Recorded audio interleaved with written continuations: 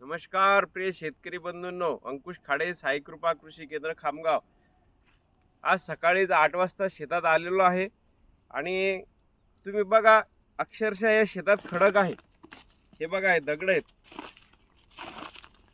परंतु इथं खोड बघा किती स्ट्रॉंग झालेला आहे। आणि ही जी तूर आहे हिला शेंगा बघा,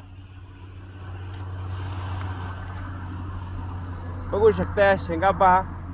ही एकच झाड आहे, हिला लागलेले शेंगा माल तुम्ही लाईव्ह बघू शकता आपण। आणि त्यानंतर हा जो कच्चा माल आहे हा पण बघा शेतकरी बंधूंनो किती या ठिकाणी आहे।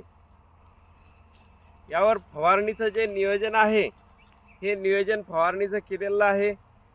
अळ्याचा अटॅक पडला होता पण अळ्या सुद्धा कंट्रोल झाल्या आणि याला ब्रँचेस खूप प्रमाणात येण्यासाठी आपण फवारे घेतले, वेळोवेळी अपडेट दिले। हा व्हिडिओ मी याच्यासाठी बनवत आहे की बऱ्याच शेतकऱ्यांचे फोन येत आहे की तुरीला स्प्रिंकलरने पाणी चालते का।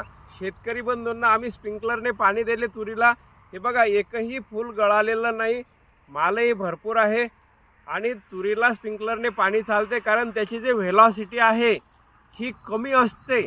त्या स्प्रिंकलरचा मधून जे पाणी पडते नोझलमधून त्याची व्हेलॉसिटी जी आहे ती कमी असते, त्याने कुठल्याही फुलावर साईड इफेक्ट होत नाही, फुलाची गळती होत नाही। आणि मी आता लाईव्ह तुम्हाला दाखवलं असतं ते, पण स्प्रिंकलर सेट हा पलीकडे आहे, टप्पा पलीकडे दिलेला आहे, तर स्प्रिंकलरने तुरीला पाणी चालते हे एवढं मला या व्हिडिओत सांगायचं। हे बघू शकता कुठलीच फुलाची गळ झालेली नाही, शेंगा भरपूर आहेत आणि एकंदरीत ही क्वालिटी बघा तुम्ही किती छान आहे। हे बघू शकता, हे बघा तुरीची क्वालिटी।